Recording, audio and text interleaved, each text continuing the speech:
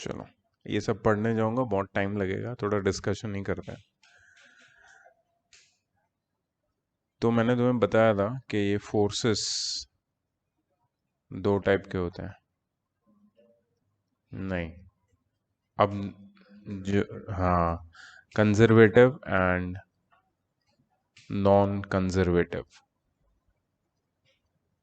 ठीक है, अब इसके टर्म्स में हम लोग समझेंगे, because we are now studying about work done due to forces और बाय फोर्सेस, और एनर्जी स्पेंट और stored due to work done which is due to force. तो इसके लिए कंजर्वेटिव और नॉन कंजर्वेटिव दो टाइप के फोर्सेस को स्टडी करना जरूरी है। बताओ, who will tell me about conservative forces? What do you know about conservative forces?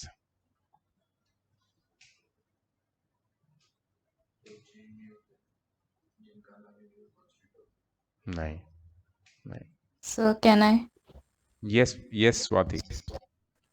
Sir conservative force path पे डिपेंड नहीं करता, वो सिर्फ इनिशियल और फाइनल पोजीशन पे डिपेंड करता है। An example very is good, gravitational force. Very good. Does not depend on path, does not depend on path. ठीक है, एग्जाम्पल, अगर मैंने बताया भी था एग्जाम्पल, ये ग्राउंड लेवल है और यहाँ पे एक ट्री है। एक बर्ड ये ग्राउंड लेवल से उड़ के यहाँ वहाँ उड़ के फाइनली ये ट्री पे जाके बैठता है, राइट? तो उसने कितना वर्क डन किया अगेंस्ट फोर्स ऑफ ग्रेविटी, अगर मुझे ढूंढना है तो मैं क्या फॉर्मूला अप्लाई करूंगा? mgh। तो हमने mg मतलब फोर्स कौन सा लिया? Force due to gravity. ठीक है, और h क्या होगा? h will be the shortest path between, या vertical distance between initial and final position. Initial position was ground level, final position was top of the tree. मतलब ये path पे depend नहीं करता, मुझे वो पूरी पाथ की लेंथ को ऐड करने की जरूरत नहीं है कंजर्वेटिव फोर्स में। सो किस पे डिपेंड करता है? Depends on initial and final positions. Displacement भी नहीं बोल सकते, बिकॉज हमने वो एक एग्जाम्पल देखा था इंक्लाइन प्लेन वाला, उसमें भी वर्क डन अगेंस्ट ग्रेविटी। अगर मैं ये पाथ ले लूं ब्लॉक को ऊपर पहुंचाने के लिए, ये वाली पाथ, तो नहीं आता है, गलत आता है। if I take this distance, I cannot take this distance, I have to take this distance. So अगर मैं वर्क डन अगेंस्ट ग्रेविटी ढूंढ रहा हूँ, तो मुझे अगर ब्लॉक को यहाँ से यहाँ पहुंचाना है, तो I will take the shortest distance which is the height. ठीक है, height is the shortest distance, so displacement is not always right. The initial and final position and the shortest distance between them is correct. ठीक है, सो conservative forces does not depend on path, they depend on initial and final positions, right? What about non-conservative forces? They depend on path, they depend on path। ठीक है, actual length of path from initial to final position has to be acknowledged। मतलब हमें अगर drive करके एक point से दूसरे point पे जाना है, तो हम शॉर्टेस्ट पाथ नहीं लेते हैं to find the conservative force or to find the work done by non-conservative force. I'm sorry, if you want to find the work done by non-conservative forces or work done against non-conservative forces, you have to find the actual length of the path from initial to final position. You cannot just say कि point A और point B के बीच में जो shortest path है वो इतना है, तो मेरा friction इतना होगा। नहीं हो सकता। the work done against friction depends on the actual path. तो इसलिए नॉन कंजर्वेटिव फोर्स पाथ पे डिपेंड करता है, कंजर्वेटिव फोर्स पाथ पे डिपेंड नहीं करता है। ये एक चीज हमने पढ़ा था, मतलब समझा था पहले एग्जाम्पल के साथ। और कोई और भी एक चीज हमने पढ़ी थी,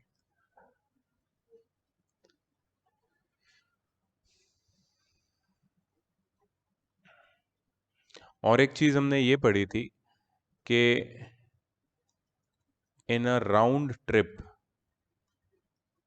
इन अ राउंड ट्रिप मतलब जिस पॉइंट से हम शुरू कर रहे हैं वापस अगर उधर ही आ गए, work done by conservative force becomes zero. For example ये बर्ड यहां से उड़ के ट्री के टॉप पे गया, फिर वापस वो यहीं पे आ गया ग्राउंड पे, तो what is the work done by the bird against gravity? Zero, क्योंकि उसका इनिशियल पोजीशन भी ग्राउंड था, फाइनल भी ग्राउंड है, तो वर्क तो कुछ किया ही नहीं उसने, ऑल्दो उसने वर्क किया है, बट क्योंकि हम कंजर्वेटिव फ्रेम ऑफ रेफरेंस से देख रहे हैं इसलिए उसने वर्क डन नहीं किया है। What about non conservative forces? In a round trip, in a round trip, work done by non-conservative force is never zero. In a round trip, work done by non-conservative force is never zero. ठीक है, उसका example है, suppose yes friction, so you are going from point A to point B in not a straight line. Suppose you're reaching, you again go from point B to point A through the same path or from a different path. The work done by you against force of friction, which is a non-conservative force, will never be zero. You have spent a lot of energy overcoming friction, no matter what path you take, no matter from where you are going to where you are going, and no matter if you are returning to the same initial position from where you started. The work done by you against the force of friction will always be something non-zero. That is the characteristic of non-conservative force. तो yes, और एक point हम लिख सकते हैं,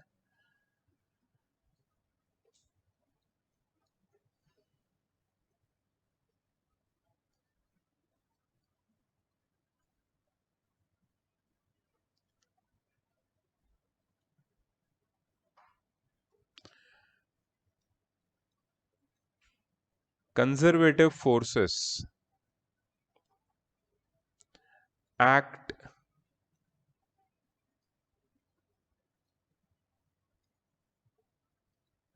in a conservative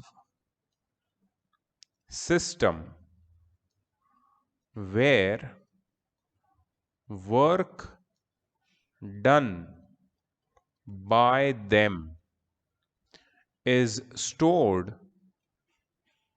as potential energy in the system. ये कुछ नया बता रहा हूं मैं तुमको, क्योंकि मैंने तुम्हें बोला ना हम पोटेंशियल एनर्जी करने वाले आज। पोटेंशियल एनर्जी समझने के लिए हमको सबको पता है पोटेंशियल एनर्जी क्या है। The energy possessed by a body by the virtue of its position above the ground or by its configuration, changed shape or size is known as potential energy. इसका फॉर्मूला, दो type की potential energy होती है, एक तो होती है gravitational potential energy and kinetic potential, हाँ elastic potential energy. Gravitational potential energy का फॉर्मूला क्या है? mgh, correct. अब mgh, that is gravitational potential energy, is nothing but the work done in moving a body or raising a body up to a height h whose mass is m against the force of gravity. So whenever you apply conservative force, it will always be a conservative system where the work done by conservative force is stored in that body as the potential energy of the system. मतलब जब भी conservative system में conservative forces work done करते हैं तो उनकी energy store हो जाती है बॉडी में एज पोटेंशियल एनर्जी। तो तुम बोलोगे ठीक है ये तो हमें पता ही है, बट तुम्हें ये बात नहीं पता होगी कि in non conservative system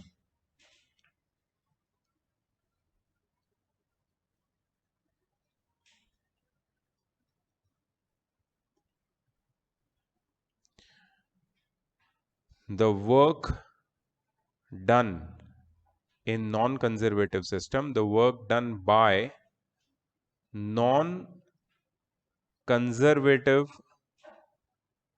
forces do not get stored in any way. Non conservative force जो वर्क डन करते हैं नॉन कंजर्वेटिव सिस्टम में वो किसी तरीके से स्टोर नहीं हो सकते, डिग्रेडेशन हो जाता है, डेसिपेशन हो जाता है एनर्जी का। जैसे फ्रिक्शन का एग्जांपल हमने पढ़ा, नॉन कंजर्वेटिव फोर्स है, पाथ डिपेंडेंट नहीं है, पाथ पे डिपेंड नहीं करता, तो फ्रिक्शन अगर तुम वर्क डन करोगे अगेंस्ट फ्रिक्शन, मतलब फ्रिक्शन वर्क डन कर रहा है तुम्हारी बॉडी पे नेगेटिव, तो is the work done by friction on your body getting stored as some kind of energy in your body? No. When you are riding a cycle, you are moving ahead. Friction is constantly opposing your motion, and you have to do work against that friction to go ahead. But after you stop, do you feel energetic or you feel tired? That means you have lost energy. You have lost energy. But if you throw a ball up, if you throw any object up, and suppose it reaches to a certain height and it stays there, you might acknowledge that ball has stopped, but the ball has stored energy inside it, which is the potential energy. मतलब potential energy is associated with which kind of system? Conservative system, not non-conservative. Non-conservative system का energy storing mechanism होता ही नहीं है। Non conservative system energy store नहीं कर सकता, उसमें energy सिर्फ डेसिपेट होती है। कंजर्वेटिव सिस्टम एनर्जी स्टोर कर सकता है। तो कंजर्वेटिव फोर्सेस के एग्जांपल क्या है? सबसे पहला एग्जांपल, सबसे बड़ा example, that is gravitational force.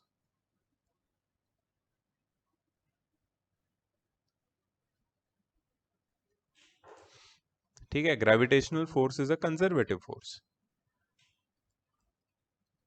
Spring force also a conservative force, या स्प्रिंग, इलास्टिक, दोनों एक ही बात हो गई। ठीक है, उसके बाद electrostatic force is also a conservative force. ये तुम क्लास 12th में पढ़ोगे।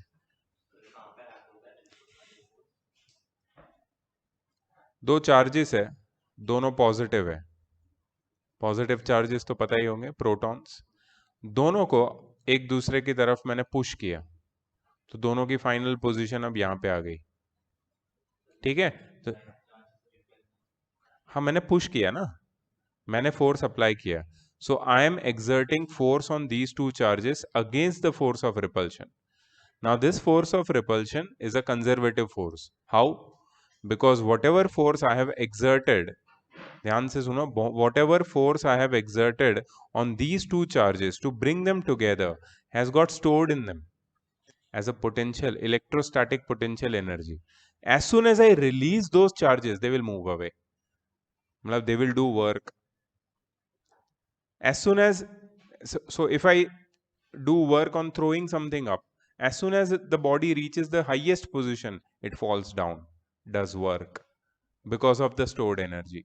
So electrostatic forces, great example of a conservative force. Electrostatic system is a conservative system, path independent. ठीक है, पाथ पे डिपेंड नहीं करता है इलेक्ट्रोस्टैटिक फोर्सेस भी, just like gravitational and spring force. What are the examples of non conservative forces? सबसे common example है frictional force. और कोई दिमाग में आ रहा है non conservative force?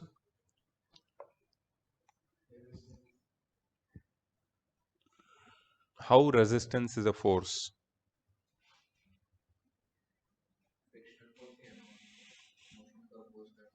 Yeah, but that's you can't, that quantity is not nothing related with force. उसका ना तो SI यूनिट फोर्स का है ना तो डायमेंशनल फॉर्मूला फोर्स का है, so you can't say that.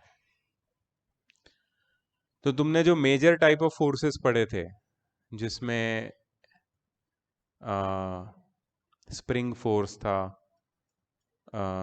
Gravitational, electrostatic, magnetic था, मैग्नेटिक अगेन कंजर्वेटिव में आएगा, फ्रिक्शन था, और क्या क्या था वो मेजर टाइप ऑफ?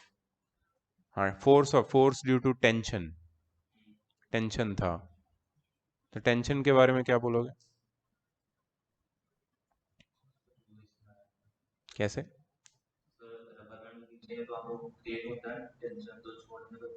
वो तो स्प्रिंग फोर्स जैसा ही हो गया, स्प्रिंग फोर्स या इलास्टिक फोर्स के अंडर आ गया वो. एक स्ट्रिंग से एक ऑब्जेक्ट को टाई किया है, अब बताओ टेंशन है वहां पे, है ना? हाँ, अब ये एग्जांपल में बताओ कैसे, what will be the outcome?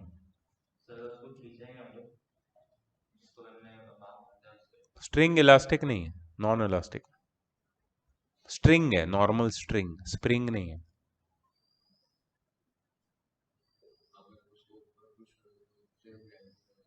वो तो ग्रेविटेशनल फोर्स का एग्जांपल दे रहे हो.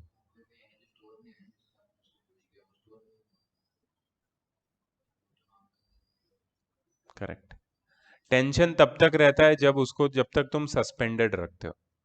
जैसे ही सस्पेंशन हटा दिया तो वो टेंशन भी हट जाएगा. मतलब कोई भी एनर्जी टेंशन के एक्ट होने की वजह से बॉडी में स्टोर नहीं होती है. सो टेंशन आएगा तुम्हारे नॉन कंजर्वेटिव में ही आएगा. और कोई फोर्स?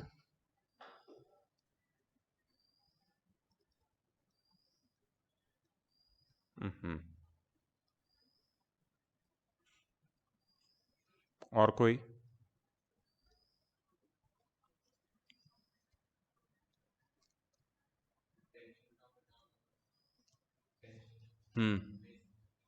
तुमने नॉन कंजर्वेटिव समझा क्या?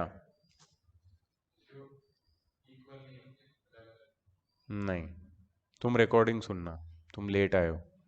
मैंने इससे पहले देखो कितना लिखा है, बहुत सारे एग्जाम्पल भी दिए. ठीक है, तो इसके ऊपर बाद में बात करते हैं हम लोग. तो दो सिस्टम है, कंजर्वेटिव और नॉन कंजर्वेटिव. ठीक है, अब हमें क्या हमारा हाईलाइट क्या है इस पार्ट का? That is the energy storing mechanism. ये किस में होती है energy storing mechanism? Conservative forces में. So work done by conservative forces is always stored in the system. ठीक है, अब तुम्हें, मैं जो भी स्टेटमेंट तुम्हें बोल रहा हूं वो तुम्हें नोट करना है.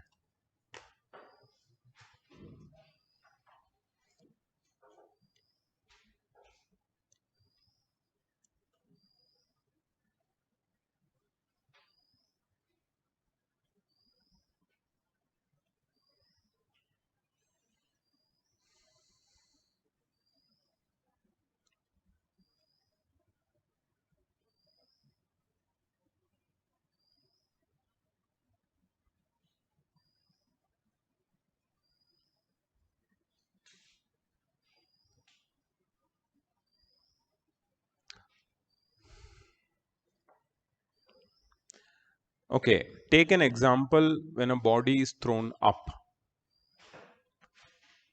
What is the nature of the work done by gravity? Gravitational force. Negative. Very good. Nature of the work done by gravitational force is negative when you throw up a body. How much gravitational, how much work is done against gravitational force? How can you find it out?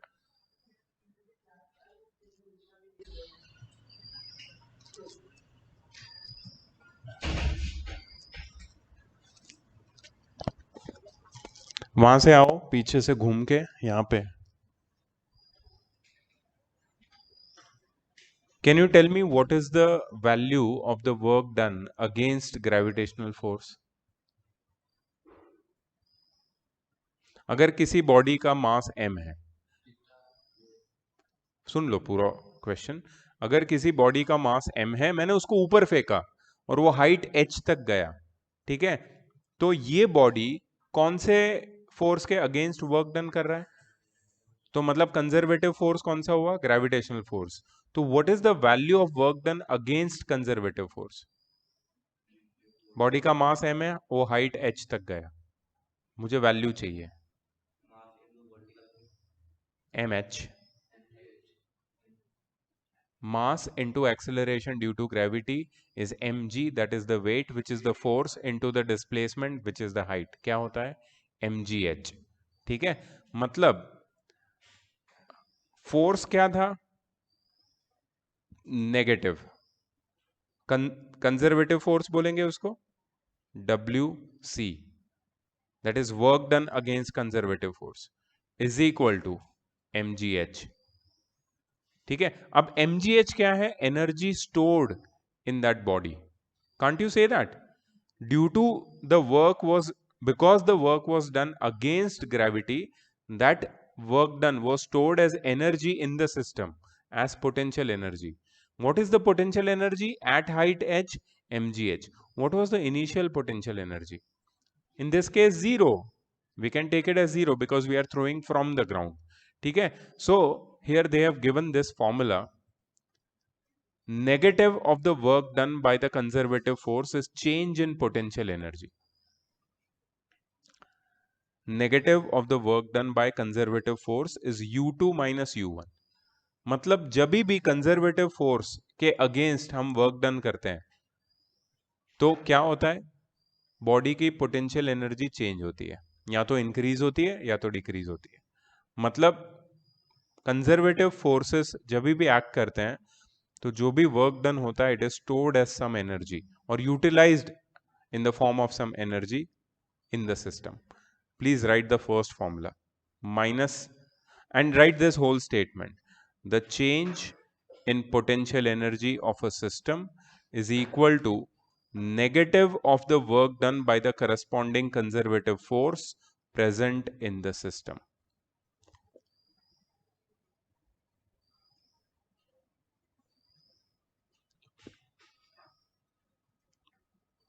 पूरा statement और formula. इसके साथ साथ ये भी लिखना minus WC is equal to U2 minus U1, that is change in potential energy. Delta U का expression है.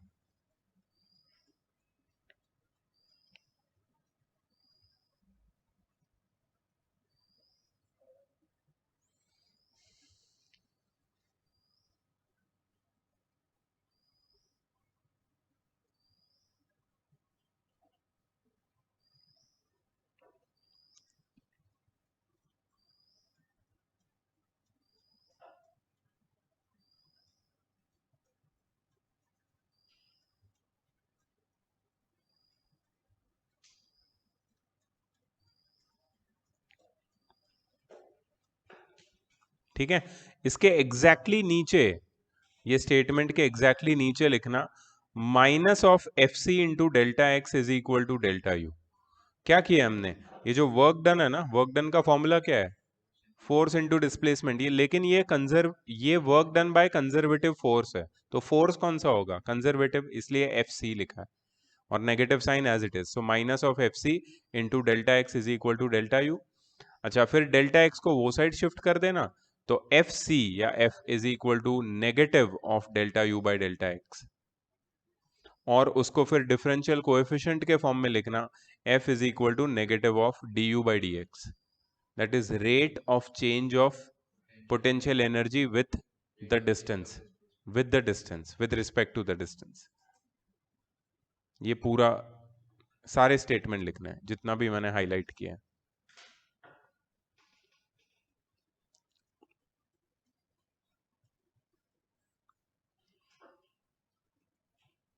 इसका सिंपल मीनिंग है कि कंजर्वेटिव फोर्स जब भी किसी बॉडी पे अप्लाई होगा तो उसकी एनर्जी चेंज होगी। उसकी एनर्जी जो चेंज होगी मतलब उसमें जो एनर्जी स्टोर हो रही है वो that will be in the form of potential energy. और पोटेंशियल एनर्जी का सिंबल यू होता है। You might remember it from previous classes, you.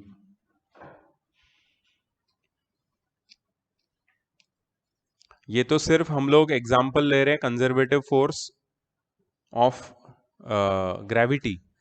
Electrostatic या स्प्रिंग में भी सेम चीज एप्लीकेबल है, वो भी मैं दिखाऊंगा। इलेक्ट्रोस्टैटिक्स तो अभी नहीं है, बट स्प्रिंग फोर्स का हम लोग एग्जाम्पल लेंगे।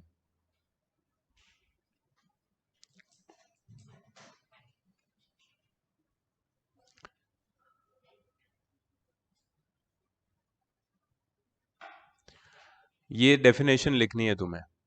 We can define potential energy of the conservative force system.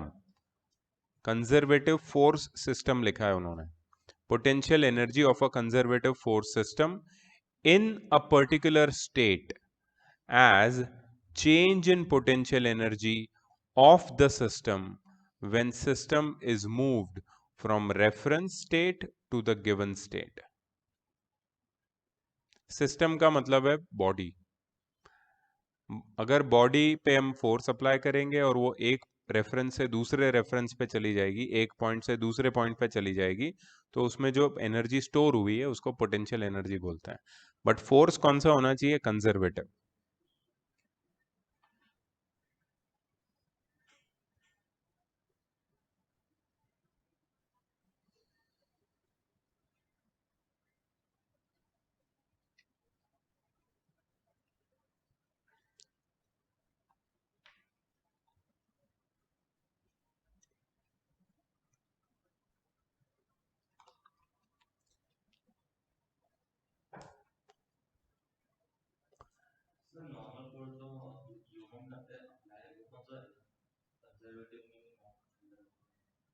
हम क्या कहाँ फोर्स अप्लाई करते हैं? हम तो ये पुश पुल एक बहुत ही क्या बोलेंगे, it can not be categorised like that. हम जो फोर्स जिसकी बात कर रहे हैं ये प्रॉपर कैटेगरी है। अब हम अगर बॉडी को, अगर एक बॉल है उसको मैं ऊपर फेंकता हूं तो I am doing work against which force? That is conservative. My pull or push does not mean anything till it is doing some work against some entity. If I am pushing a block on the ground, I am applying force against which force? Friction is non-conservative. You understand? So non-conservative and conservative are very categorical. Means it is not like any push or pull can become conservative or non-conservative. Yeah, but any push or pull can do work against conservative or non-conservative force. So that is the thing. You have to identify those categories. So conservative में categories है तुम्हारी gravitational, spring और electrostatic. Non conservative में जो भी दूसरी बची है वो। बट फ्रिक्शन ही ज़्यादा से ज़्यादा नॉन कंजर्वेटिव में हम गिनते हैं, बिकॉज उसका एग्जाम्पल देना बहुत ईजी है।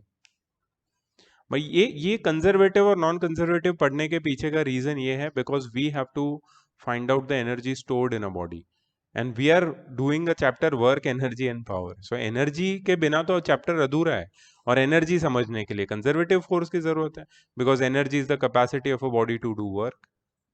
सो how can you deal without understanding force? इसके लिए हम लोग फोर्स के ऊपर ज्यादा स्ट्रेस कर रहे हैं। So let's talk about spring now. अब हम स्प्रिंग की बात करेंगे क्योंकि ग्रेविटी का तो क्लियर हो गया है मामला। ग्रेविटेशनल फोर्स के अगेंस्ट वर्क डन किया तो वो वर्क डन बॉडी में स्टोर हो जाएगा as potential energy. What about spring? Spring के अगेंस्ट या स्प्रिंग फोर्स के अगेंस्ट वर्क डन किया तो क्या वो एनर्जी स्प्रिंग में स्टोर होती है? डेफिनेटली होती है। अगर स्प्रिंग को कंप्रेस किया तो मैं वर्क डन कर रहा हूं अगेंस्ट स्प्रिंग फोर्स। तो ये जो एनर्जी, ये जो फोर्स है जो स्प्रिंग को कंप्रेस कर रहा है, वो स्प्रिंग के अंदर इलास्टिक पोटेंशियल एनर्जी बन के स्टोर हो जाएगा। जैसे ही स्प्रिंग को रिलीज करेंगे वो एनर्जी भी रिलीज हो जाएगी and it will do work. So spring force is also conservative. और यहाँ पे एक स्टेटमेंट है वो तुम्हें लिखना है।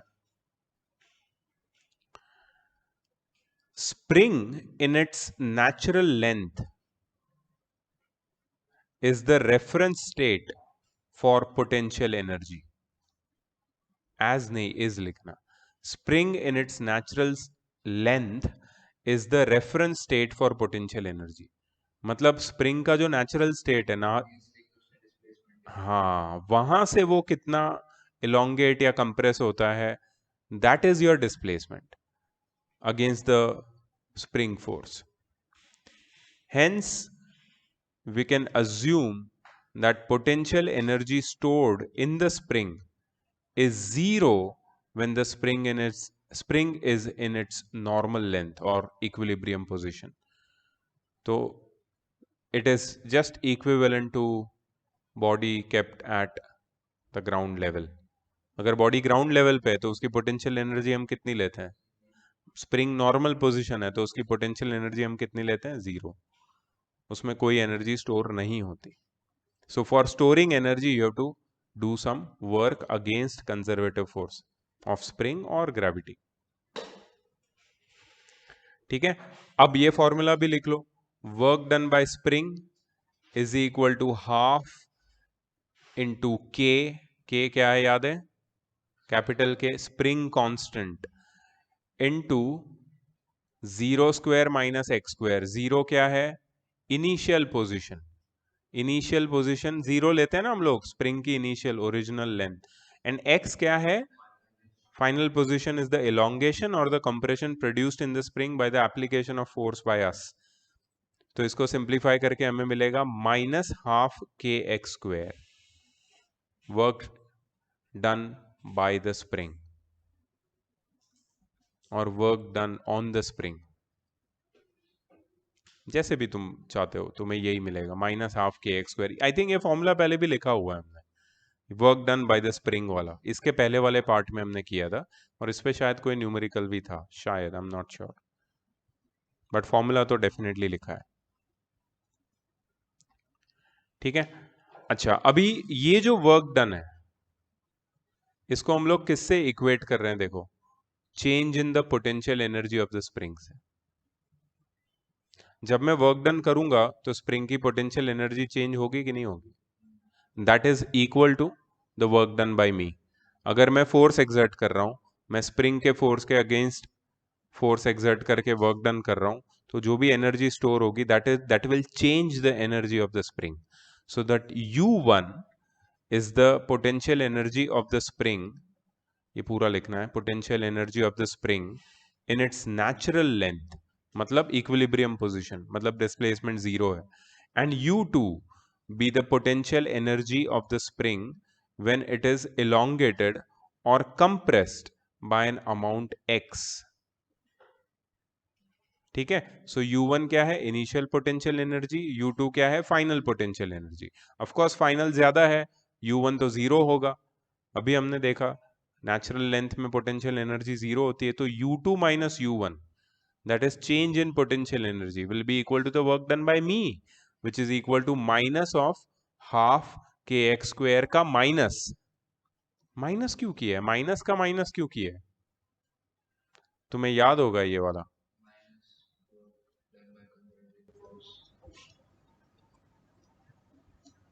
अब भी लिखवाया था मैंने, याद है पहले?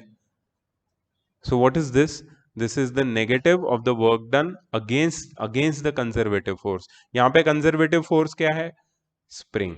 उसको क्या करना है? मुझे नेगेटिव कर देना है, that is delta U, that is U2 minus U1। अभी समझ में आया? रिलेट किया तुमने, क्यों माइनस आया उसको? ठीक है, ओके, ये कर दिया तो हमको मिला U2 minus U1 is equal to half के एक्स स्क्वेयर। अब देखो, एक चीज और लिख देना इसमें, U2 is the final potential energy which can be written as U. U1 is the initial potential energy which can be written as 0. So yes, that is the potential energy in the natural length, which is equal to half kx square. So energy stored in spring when a force is applied on it is equal to half kx square, where x is the displacement, elongation or compression. So this is u. So इससे पहले भी एक u मिला है हमको, वो क्या था याद है? mgh. ये सेकंड u है. This is the gravitational potential energy. This is the elastic potential energy of a spring, which it is different for different. If it's a rubber band, it will be different, क्योंकि वहां spring constant नहीं होगा, के नहीं, कुछ और होगा वहां पे. तो तुमने पढ़ा होगा. हाँ, यंग्स मॉड्यूलस. Young's modulus. हाँ, यस. और वो तुम्हारे इसमें भी होगा, मेटल के रॉड में. आयन का अगर रॉड है ना, वो भी इलास्टिक होता है. उसकी इलास्टिसिटी बहुत कम होती है, वो रिजिडिटी ज़्यादा होती है उसके पास, बट इलास्टिक होता है, वो काफ़ी इलास्टिक होता है. इसलिए बिल्डिंग में जो बालकनीज होती है वो बिल्डिंग के बाहर होती है. Cantilever beam. कैंटिलीवर बीम में जो बीम होती है ना, वो तुम्हारा जो स्लैब है, स्लैब जिसके ऊपर तुम्हारा घर होता है, ठीक है, वो स्लैब से बाहर निकल के बालकनी होती है. तो उसमें सिर्फ आयन के रॉड्स होते हैं और उसको कंक्रीट कर देते हैं वो लोग, बट नीचे कोई पिलर नहीं होते हैं. But it still stays there. Why it stays there? Because iron is very much elastic. तुम जितना उस पर फोर्स एक्सर्ट करोगे, ऊपर तुम्हारी तरफ उतना ही फोर्स एक्सर्ट करेगा. Normal reaction force without any ground. That is because of elasticity of ion. Elasticity ion की ऐसे ही नहीं होती, ऐसे भी होती है. मतलब वो ऐसे भी इलास्टिक होता है. It's just like your steel का स्केल देखा है? स्टील के स्केल को अगर नीचे प्रेस करोगे तो ऐसे ऊपर नीचे करता है. रबर बैंड नहीं करता ऐसा. स्प्रिंग करता है, लेकिन वो मेटल का होना चाहिए. तो मेटल के पास ये मल्टी डायमेंशनल इलास्टिसिटी होती है.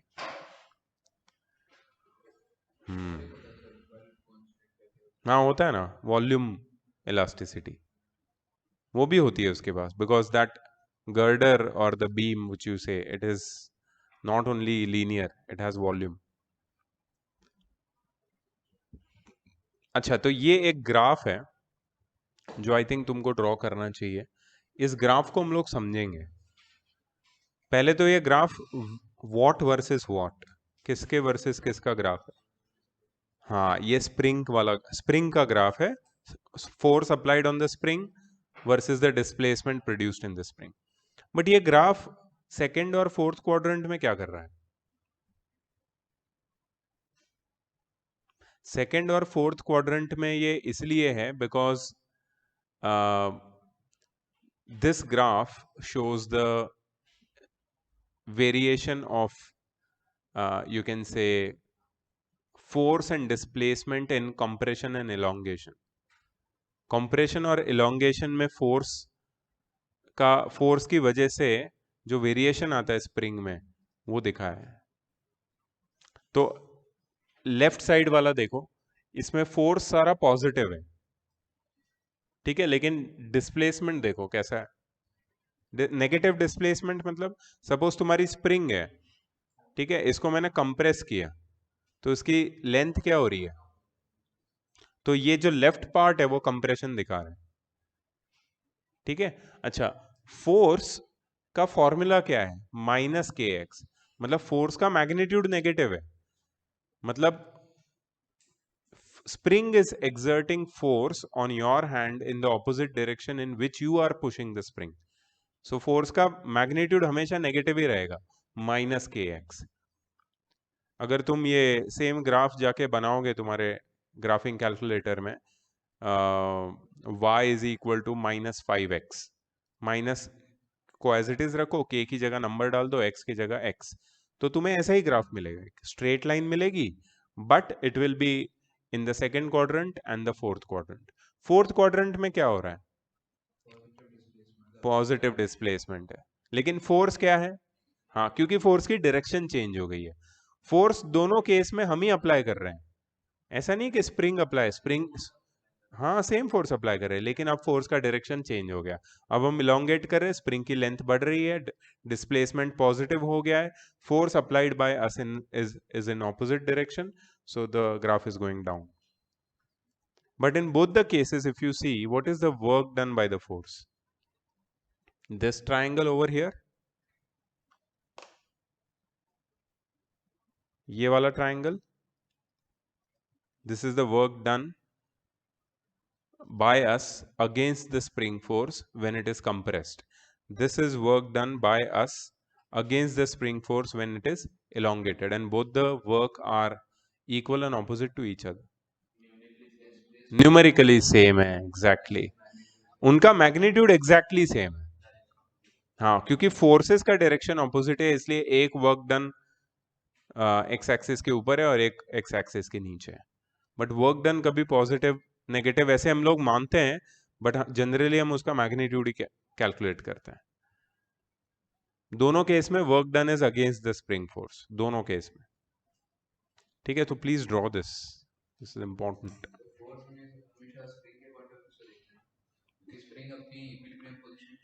नहीं, यस, इसलिए हमारा अप्लाई किया गया फोर्स हमेशा नेगेटिव होगा।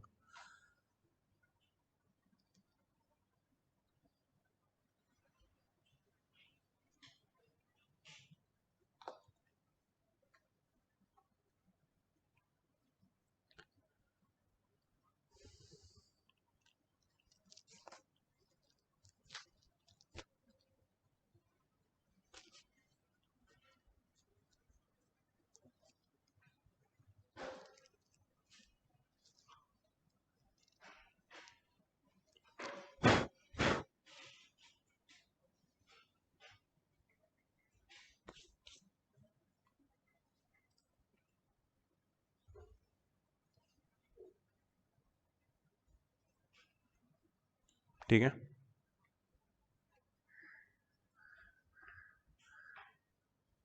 अच्छा मुझे बताओ स्प्रिंग के लिए रेफरेंस पॉइंट क्या था?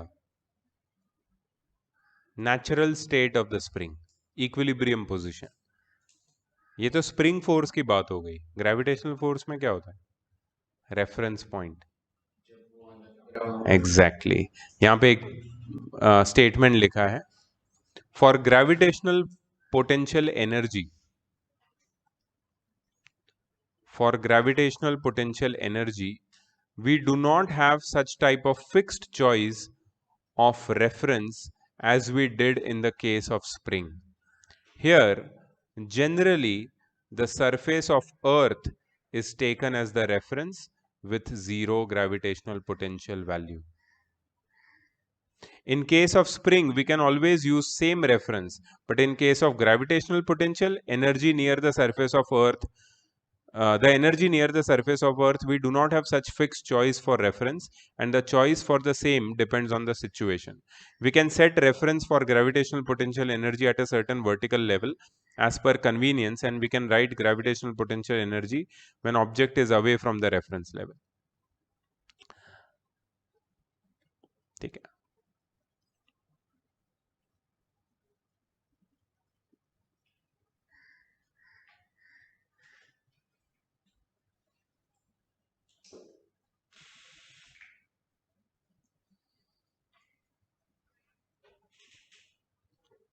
next topic, non-conservative forces and heat loss. Now you understand the idea. Conservative forces में जो वर्क डन होता था उसकी वजह से एनर्जी क्या होती थी? स्टोर हो जाती थी, कंजर्व हो जाती थी। Yes, you are right, and that is why the name conservative forces, क्योंकि एनर्जी जितनी भी उसमें वर्क डन हमने किया है उतनी वो एनर्जी बन के उसके अंदर स्टोर हो जाता है। बट यहाँ पे नॉन कंजर्वेटिव सिस्टम में ये हीट लॉस में डेसिपेट हो जाता है। It's not available to us for any use. For example friction, तुम कितना भी वर्क डन कर लो against friction, that energy will not be available for you to use later, never. मैं ये रीड नहीं कर रहा हूं क्योंकि ये सारी चीजें हमने मतलब जितना मेरे से हो सकता है मैं ओरली तुमको उसका गाइडलाइन दे रहा हूँ, तो मुझे लगता है अगर कहाँ पे कुछ लिखना है स्टेटमेंट वो मैं बताऊंगा तुम्हें, because reading all this is a big task.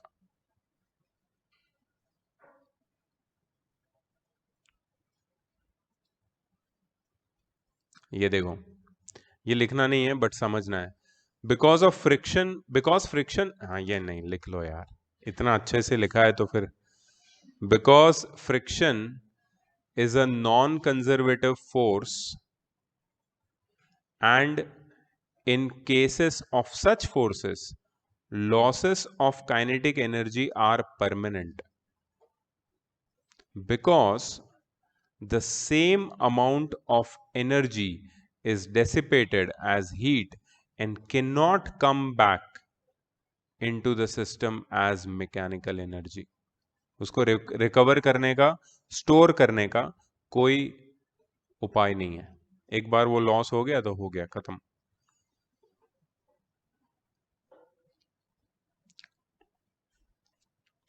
Rahul अभी समझ में आया क्या? देखो नॉन कंजर्वेटिव का क्या सिनेरियो है। पहले तो नॉन कंजर्वेटिव पाथ डिपेंडेंट होता है, जो मैंने उस दिन भी बताया था। मतलब it depends on the actual length of the path, not the shortest length. So work done bye non conservative forces is equal to the force multiplied by the actual path, length of the actual path. Also in a round trip it is not zero। Round trip मतलब body अगर उधर से शुरू होके वापस उधर आ जाएगा तो work done bye non conservative force will not B zero, but work done by conservative force will be zero. In conservative forces energy is always stored in the system when the work is done on it, but in non conservative it is lost।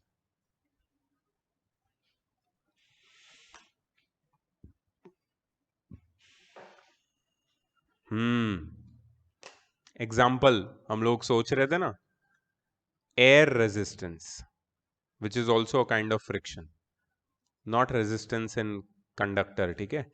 Force of viscosity,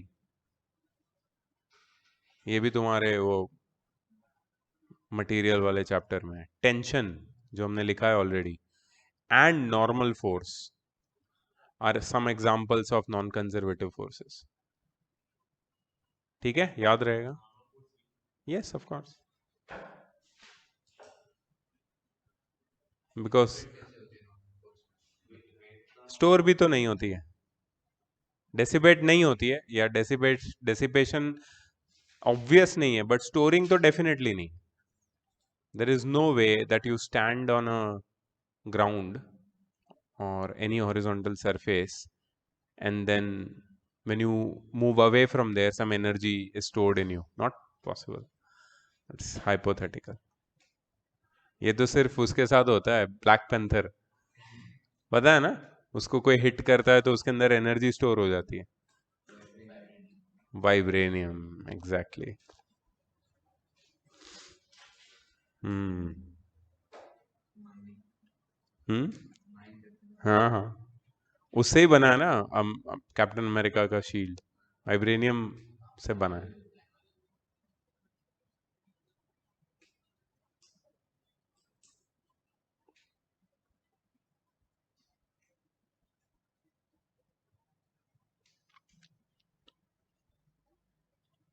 एक बहुत important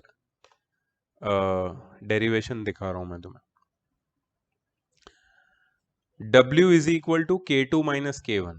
What is this? Work energy theorem. Yes, that is work done on any system is equal to the change in its kinetic energy, right?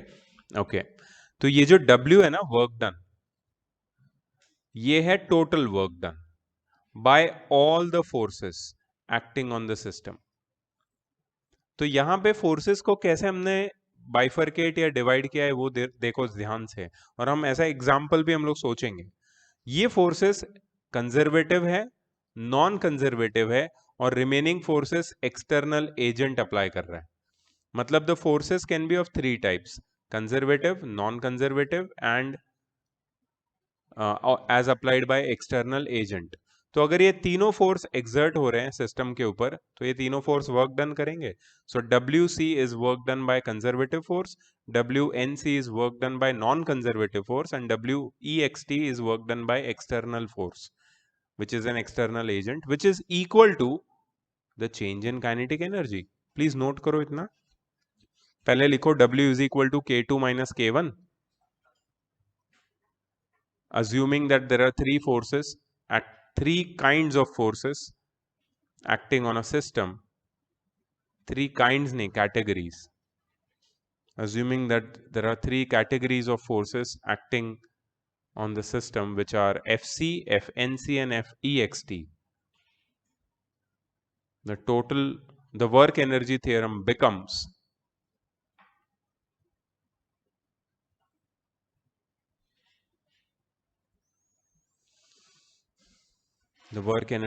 becomes this equation number 1. WC plus WNC plus WEXT is equal to K2 minus K1.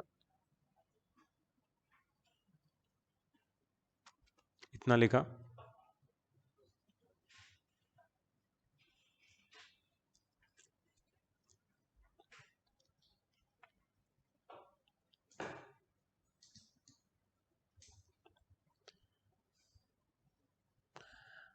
अच्छा, next statement में तुम्हें WC को वो side लेके जाना है तो negative हो जाएगा ना WC.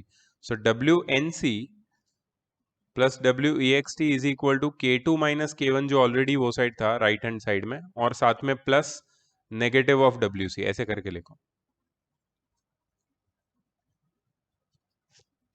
WC को वो साइड लेके जाओ.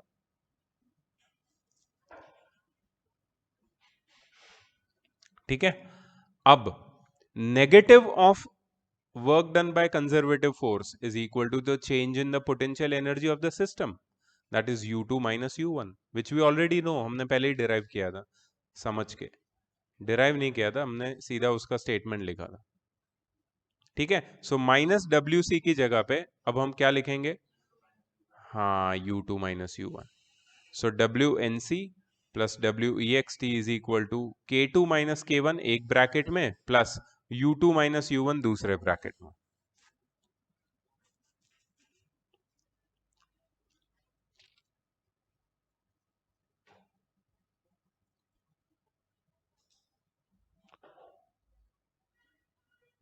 WNC plus WEXT is equal to, अब K2 और U2 को साथ में लेके आओ.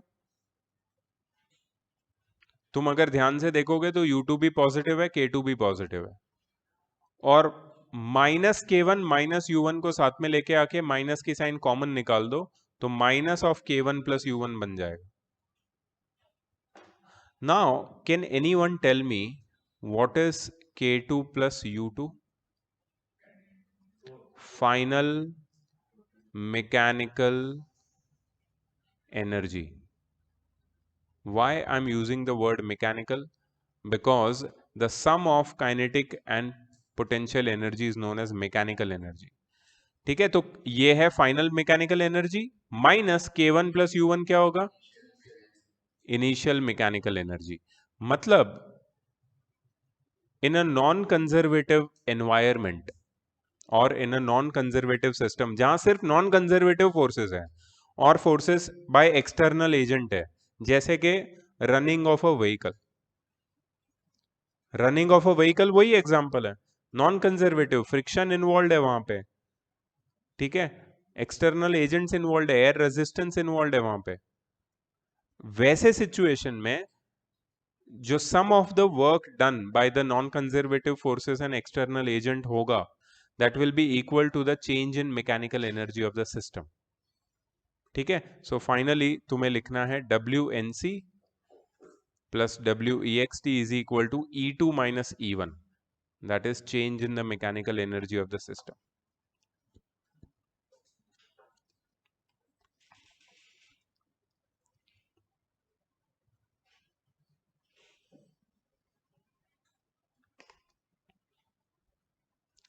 सो एक बहुत इंपॉर्टेंट स्टेटमेंट आता है, प्लीज नोट करो.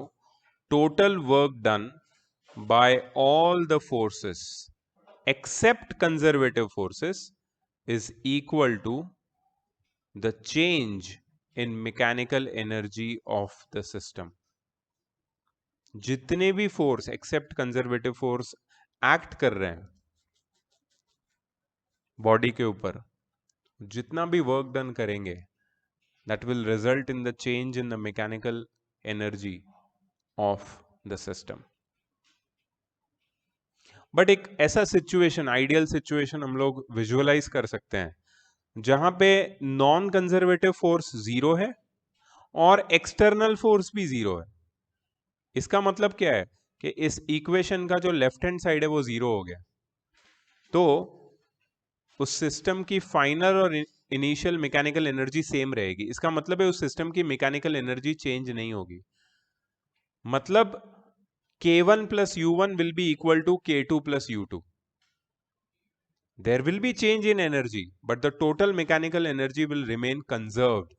मतलब this is the case of conservative system. मतलब यहां पे फोर्सेस अगर हुए तो कौन से होंगे? Conservative forces. मतलब कंजर्वेटिव फोर्सेस में एनर्जी कंजर्व्ड रहती है. और ये कब होता है? जब नॉन कंजर्वेटिव या फिर एक्सटर्नल फोर्सेस जीरो हो जाते हैं तब. ये आइडियल केसेस में पॉसिबल है.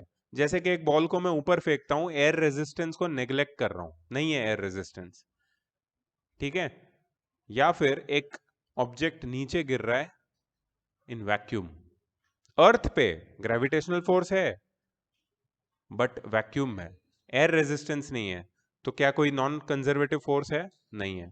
तो ऑब्जेक्ट जब नीचे गिर रहा है तो only work which is done on the object is by conservative या ग्रेविटेशनल फोर्स. यस. नहीं नहीं नहीं, इफ वी सब्स्टिट्यूट मैंने नहीं लिया यार, यहाँ पे ये लोग ने बोला है इफ वी. मैं क्यों लूंगा यार? मेरे को क्या पागल हो गए होंगे? मैं क्यों लूंगा? उन्होंने बोला है अगर ऐसा हुआ तो कि नॉन कंजर्वेटिव और एक्सटर्नल फोर्स जीरो हो गया तो मतलब टोटल मैकेनिकल एनर्जी कंजर्व्ड होगी. और इस केस में कौन से फोर्सेस एक्ट करेंगे बॉडी के ऊपर? अगर करेंगे तो conservative forces. Yeah, exactly. That is the example of a system where only conservative forces are existing. And in that system, in that kind of environment, the total amount of energy is conserved.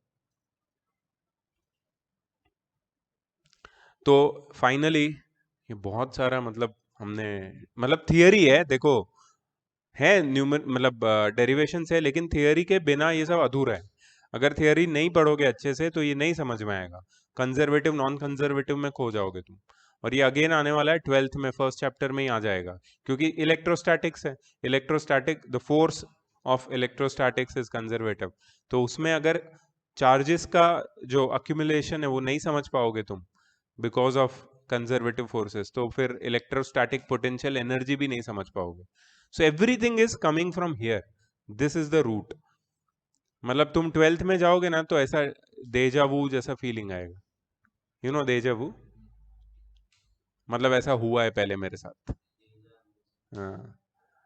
तो यही सारी चीजें, उनकी analogy हम 12th में पढ़ते हैं वापस अलग कंटेक्स्ट में.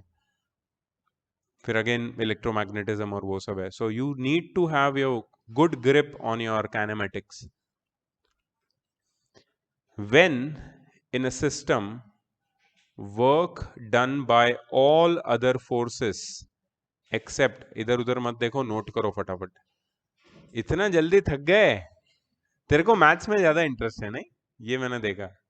देखो अबे फिजिक्स आधे से ज्यादा मैथ्स है, लेकिन physics is a mathematical subject with a concept. Mathematics is abstract. तेरे को एब्स्ट्रैक्ट पसंद है, मेरे को थोड़ा उसके पीछे स्टोरी पसंद है. नहीं सही है, अपनी अपनी चॉइस होती है. when in a system work done by all other forces except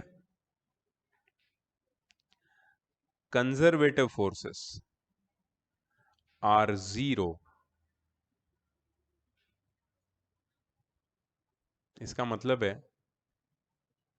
conservative forces जो वर्क डन कर रहे हैं उसके अलावा जितने भी फोर्सेस हैं वो जीरो है, तो work done by them will also be zero.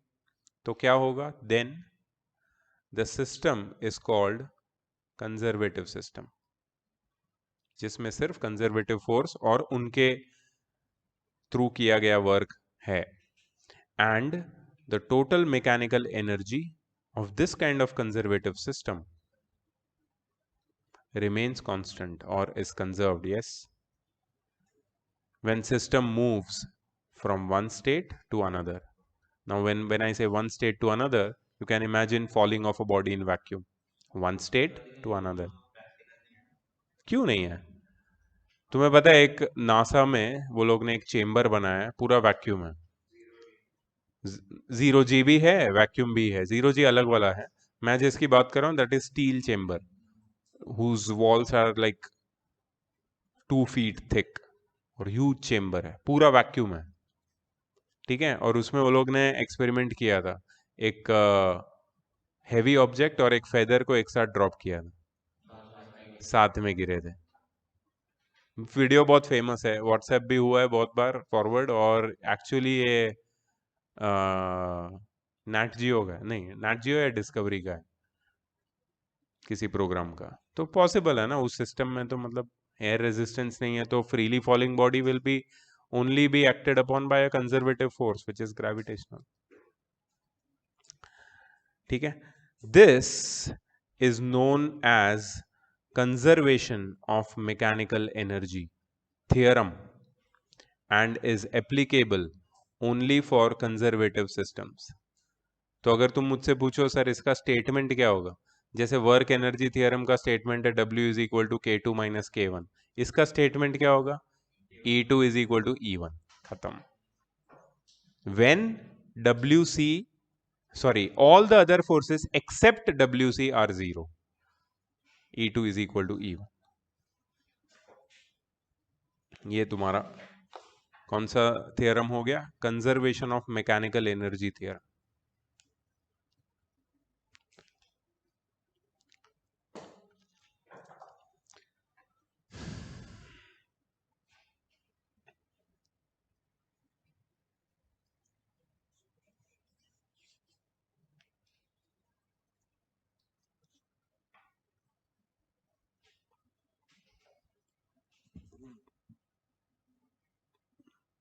ठीक है,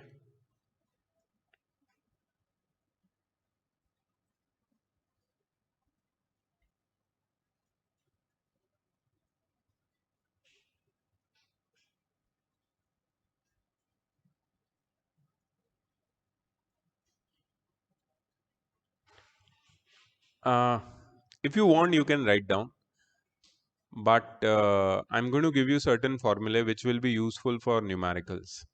Other theoretical part I'm going to explain orally, so listen to me very carefully. तुम्हें पता होगा कि जब कोई बॉडी को नीचे फेंकता है फ्री फॉल, तो उसकी काइनेटिक एनर्जी इंक्रीज होती है। The kinetic energy of the body at any instance is equal to the potential energy, हाँ, loss in potential energy is equal to gain in kinetic energy. That is conservation of energy from one form to another. Energy can be conserve, transformation of energy. इससे एक formula हमने derive किया हुआ है 10th में ICSE ने और CBSE ने 9th में। फॉर्मूला ये है, इंस्टेंटेनियस वेलोसिटी बोलते हैं इसको। I don't know 9th CBSE में ये इतना एग्जैक्ट था कि नहीं, लेकिन बहुत इजी है फॉर्मूला, तुम लोगों को तो डेफिनेटली था। The kinetic energy of a body at any instance is equal to its loss in its potential energy. जितना पोटेंशियल एनर्जी लॉस किया उतना काइनेटिक एनर्जी उसका अभी है, ठीक है। तो अगर दोनों साइड से m कैंसिल करे, सिंप्लीफाई करे और v की वैल्यू निकाले, तो हमें क्या आता है? Under root of 2gh, which is the velocity at that particular instance. मतलब उस हाइट पे वो कितनी वेलोसिटी से गिर रहा है, तो हम इस फॉर्मूला से निकाल सकते हैं। ये एक फॉर्मूला इंपॉर्टेंट है इसमें। जो कंजर्वेशन ऑफ मैकेनिकल एनर्जी तो खैर इसमें इंक्लूड हो ही गया, बट ये फॉर्मूला इंपॉर्टेंट है। ½ mv² is equal to mgh, so v is equal to under root of 2gh। एक ये फॉर्मूला है, दूसरा स्प्रिंग वाला फॉर्मूला है।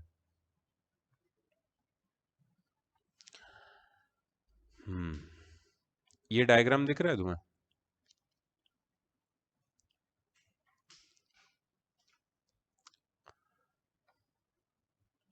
ये नॉर्मल लेंथ है और ये स्ट्रेच्ड पोजीशन है स्प्रिंग की।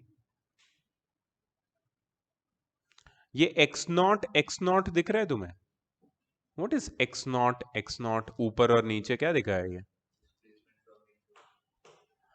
जब स्प्रिंग को हम इलोंगेट करते हैं और फिर उसको जब रिलीज करते हैं तो वो अपनी इक्विलिब्रियम पोजीशन के अबाउट ऑसिलेट करता है, ऊपर नीचे एक पीरियोडिक मोशन दिखाता है। वो इक्विलिब्रियम से ऊपर जाता है और उतना ही डिस्टेंस इक्विलिब्रियम से नीचे आता है, फिर ऊपर जाता है फिर नीचे जाता है। अच्छा, व्हाट इज के इंटू एक्स नॉट?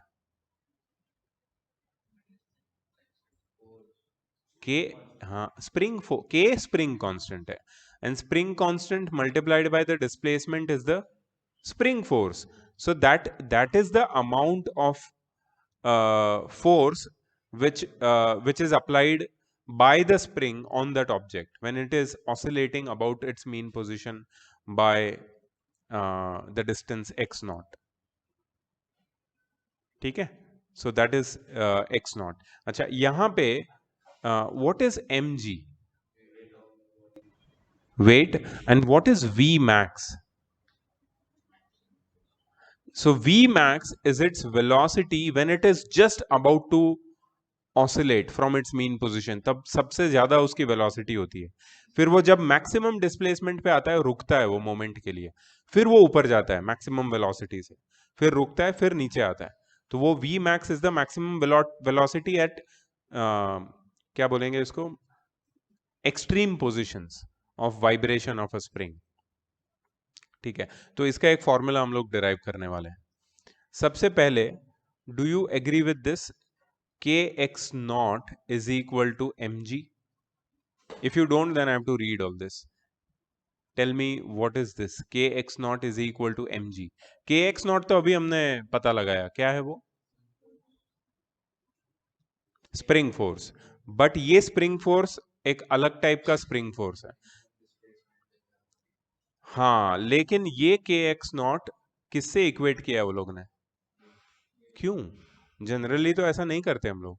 ये इसलिए किया है क्योंकि ऑब्जेक्ट को सस्पेंड किया है वर्टिकल पोजीशन में।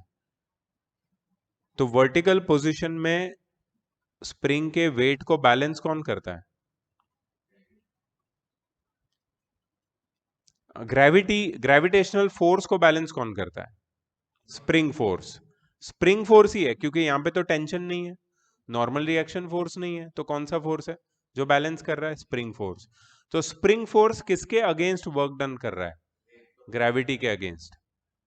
ग्रेविटी के अगेंस्ट वर्क डन कर रहा है और ग्रेविटी के फॉर वर्क डन कर रहा है, but the only force which is balancing gravity is the spring force. इसके लिए k x naught is equal to m g लिया है। देखो, initially spring is in its natural length as shown in state 1 of the figure, hence it is not applying any force on the block. At the initial state the spring force is 0 and the weight of the block mg is acting vertically downwards. Hence immediately after the release, acceleration of the block is g in the downward direction and the block starts speeding up while moving down. But due to subsequent extension of spring, vertically upward force is applied by the spring on the block, which increases from 0 onward as the block moves down. Spring force decreases the acceleration of the block, but the speed of the object keeps increasing due to acceleration in upward direction. Acceleration is there till spring force becomes equal to the weight of the object as shown in the state 2 of the figure, and the acceleration of the object becomes 0 for an instant when the object reaches the state 2. तो ये तीनों एक ही spring के states है।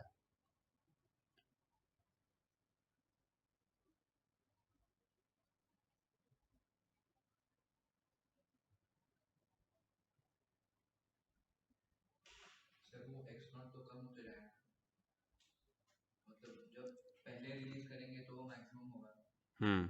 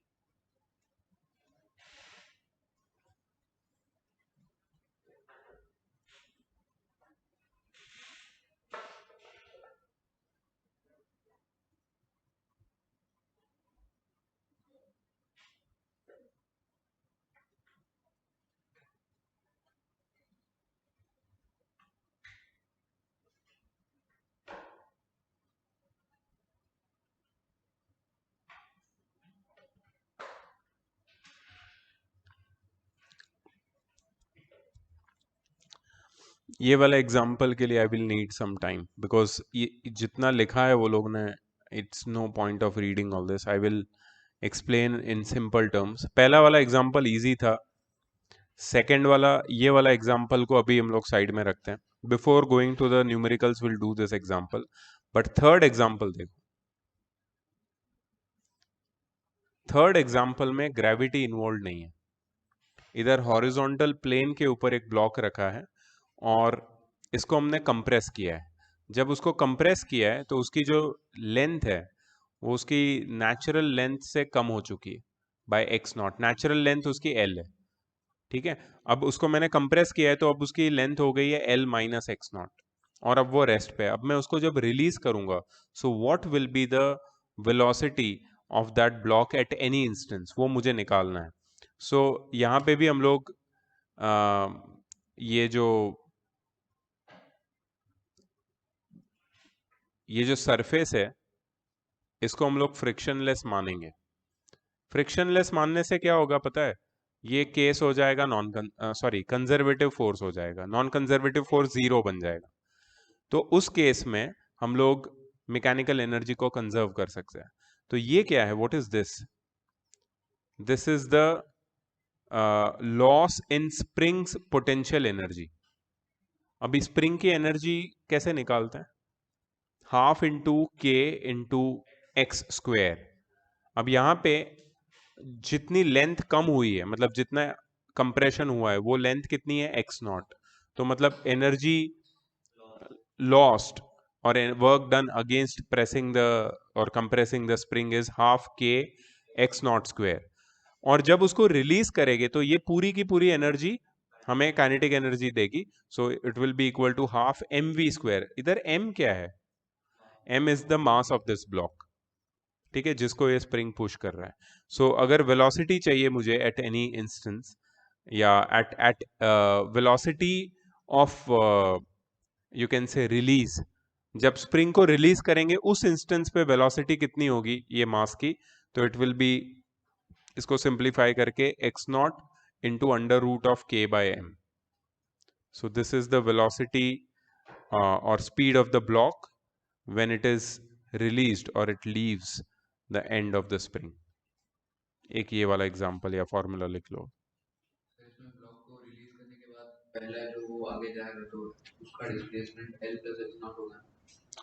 Yes, mean position से वो x not आगे बढ़ेगा, मतलब उसका टोटल यस यस एब्सोल्युटली। हाँ, अगर फ्रिक्शनलेस है तो नहीं रुकेगा, फिर वापस एल माइनस एक्स नॉट तक आएगा, फिर उधर जाएगा और टोटल मैकेनिकल एनर्जी हमेशा कंजर्व होगी। और जब वो वापस आएगा at the point of return, velocity x naught under root k by m ही होगा, उसी वेलोसिटी से वो रिटर्न आएगा। हाँ, बट वो वेलोसिटी धीरे धीरे कम हो जाएगी और फिर जीरो हो जाएगी when it reaches the extreme position, फिर से मैक्सिमम होगी, जीरो हो जाएगी, ऐसे, इसकी वजह से। तो एक एग्जाम्पल या एक इंस्टेंस अपना बाकी रहा है, दैट इज दिस वन। इसको मैं अच्छे से एक्सप्लेन करूंगा, I need some time to prepare how to tell you. और लास्ट है वर्टिकल सर्कल। ये भी मैं आज I am not in any mood to do all this kind of derivations because it's huge. School में हुआ है वर्टिकल सर्कल, स्कूल वालों को पता, लूप द लूप, बहुत अच्छा है ये, it's very nice. Vertical circle का कॉन्सेप्ट, इट्स, इसके एग्जाम्पल तुम्हें पता होंगे। एक पानी से भरी हुई बकेट को अगर हम गोल गोल घुमाएं तो उसमें से पानी नीचे नहीं गिरता, स्पीड में, हाँ, एक पर्टिकुलर स्पीड पे ही जाना चाहिए। फिर जो बाइक से स्टंट करते हैं ना, साइकिल से भी करते हैं, वो लोग एक लूप में पूरा राउंड सर्कल घूमते हैं और वो नीचे नहीं गिरते हैं, because the velocity should be certain. तो इसमें अलग अलग पॉइंट पे वेलोसिटी कितनी होगी वो ढूंढनी है हमें वर्टिकल सर्कल में। सो इसमें हम लोग मैकेनिकल एनर्जी का एग्जांपल लेंगे, मैकेनिकल एनर्जी से हम लोग करेंगे, क्योंकि मैकेनिकल एनर्जी कंजर्व्ड होती है तो उस तरीके से इजीली मिल जाएगा हमको। ठीक है, सो कल हम लोग ये पार्ट खत्म करेंगे, वर्टिकल सर्कल वाला, और न्यूमेरिकल्स कल स्टार्ट करेंगे। तुम्हारी स्कूल का टाइमिंग क्या है?